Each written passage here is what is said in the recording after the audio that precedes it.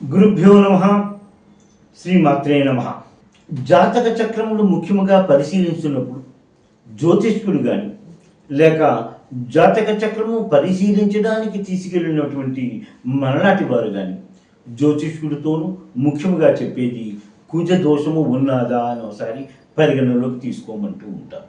ఈ కుజ దోషము అనేటువంటిది ముఖ్యంగా వివాహ విషయంలో చాలా ప్రాముఖ్యత చెందింది. అబ్బాయికి కానీ అమ్మాయికి కానీ వివాహ సంబంధాలు చూసినప్పుడు ఎదుటివారి జాతక చక్రము తీసుకుని ముందుగా చూసేది కుజ దోషము గురించి. వారు తిన్నగా జ్యోతిష్కుడి దగ్గరికి వెళ్ళడము, అయ్యా ఈ జాతకాలు చూడండి, వీరికి కుజ దోషము ఉన్నదా అన్న విషయం కూడా అడుగుతూ ఉంటారు.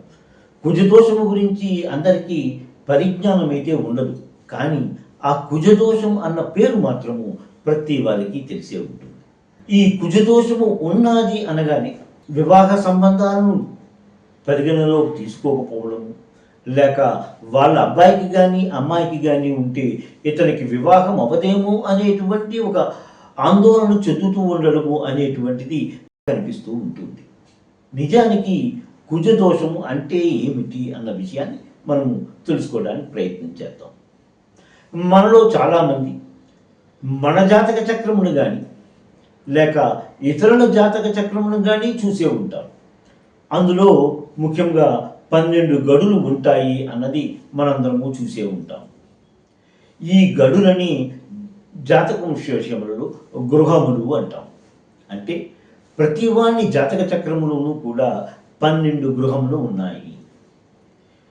మొత్తము 360 డిగ్రీలు కనుక ఈ 360 డిగ్రీలను ఈ 12 గృహాలకు మనం సరిగ్గా పంచినప్పుడు ఒక్కొక్క గృహము 30 డిగ్రీలు కలిగి ఉంటుంది అన్నది మనం సులువుగా గ్రహించవచ్చు.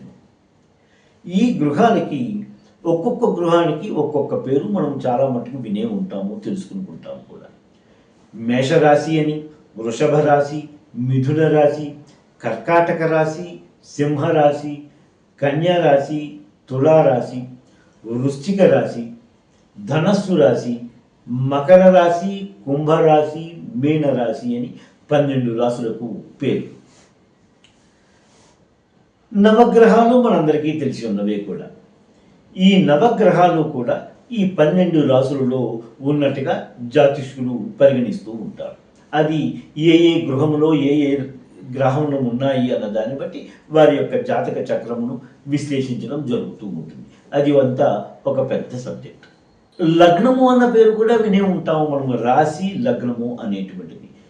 లగ్నము మొదటి గృహం అయినప్పుడు రెండవ గృహము కుడి చేతి పక్క నుండి కానీ ఎడమ అంటే సవ్య దిశగా కానీ అపసవ్య దిశగా కానీ వారు లెక్కిస్తూ ఉంటారు. ఒక్కొక్క దానికి ఒక్కొక్క పద్ధతి ఉన్నది. లగ్నము నుండి లగ్నము మొదటి రాశి అయినప్పుడు రెండవది రెండవ గృహము, మూడవ గృహము, నాలుగవ గృహముగా పరిగణిస్తూ ఉంటారు. ఈ కుజుడు అనేటువంటి గ్రహము ఎవరి జాతక చక్రంలోనైనా సరే 2, 4, 7, 8, 12 ఈ గృహములలో ఉన్నప్పుడు కుజదోషము ఉన్నది అని సాధారణంగా పరిగణిస్తూ ఉంటాం.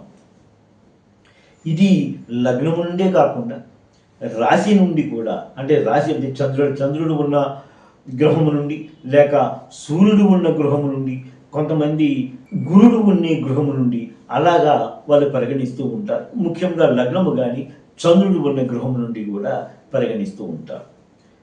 ఈ కుజదోషములకు చంద్రుడి లగ్నముగానే పరిగణించడం చాలా మట్టుకు పరిపాటిగా ఉంటూ ఉంటుంది. ఈ 2, 4, 7, 8, 12 గృహాలలో ఉన్నప్పుడు కుజదోషము ఉన్నది అని అనుకుంటున్నాం కదా. ఈ రెండవ గృహము జ్యోతిష్య శాస్త్రం ప్రకారం అది ఇంటిగా పరిగణిస్తాము. ఇల్లులో ఉండే సుఖశాంతి. 4వ గృహము సంసారము, కుటుంబముగా పరిగణిస్తూ తల్లి లేక కుటుంబము ఒక విషయాలను తెలియజేస్తుంది అని 4వ గృహం. 7వ గృహము కళస్త్ర స్థానముగాను, 8వ గృహము ఆయుష్ స్థానముగాను, 12వ గృహము నష్టస్థానముగాను పరిగణిస్తూ ఉంటారు. అంటే ఈ కుజుడు ఏ ఏ గృహములలో ఉంటే వాటిని నాశనము చేస్తాడు అంటారు. ఎందుకంటే కుజుడు అగ్నితత్వము కలిగిన వాడుగాను, కుజుడు ఏ గృహంలో ఉంటే వాటి గురించి అది అక్కడ నాశనం అవుతుంది అన్న విధంగా శాస్త్రజ్ఞులు జ్యోతిష్య శాస్త్రంలో కనిపిస్తూ ఉంటుంది. దానికి మినహాయింపులు ఉన్నాయి. వాటిని కుజ దోషాన్ని సరిగ్గా అర్థం చేసుకోవాలి అంటే మంచి పండితులు, మంచి జ్ఞానము ఉండేటువంటి జ్యోతిష్కుడి దగ్గరికి వెళ్ళడమే మంచిది. అటువంటి వారే సరిగ్గా దాన్ని అవగాహన చేసుకుని దోషము ఉన్నదా లేదా అన్న విషయాలు తెలుసుకుంటూ ఉంటారు. ఈ 4, 2, 4, 7, 8 గృహాలని వాటిలో కుజుడు ఉన్నాడు కాబట్టి మనకు కుజ దోషము ఉన్నదను, లేక ఎదుటివారి జాతకం చూసి వీరికి స్థానాల్లో ఉన్నది కాబట్టి కుజ దోషము ఉన్నది అను మనము ఆలోచించడము తప్పు. దేనికైనా ఆ శాస్త్రం గురించి బాగా ఆకలింపగలిగినటువంటి వారు, బాగా తెలిసిన వారి దగ్గరికి వెళ్ళి వారి ద్వారానే మనము విషయాలు తెలుసుకోవడము ఎంతో మంచిదిగా మనం తెలుసుకోవాలి. ఈ కుజదోషము గురించి ఈ 2, 4, 7, 8, 12 గృహాలలో ఉన్నప్పటికీ కొంతమందికి కుజదోషము ఉండదు. కుజదోషము ఉన్న వాళ్ళకి దానికి పరిహారాలు ఏమిటి, ఎటువంటి నష్టాలు కలుగుతాయి అన్న విషయాలను మనము నా వచ్చే వీడియో ద్వారా గ్రహించుకుంటూ ఉన్నాం. శ్రీ మాత్రే నమః. స్వస్తి.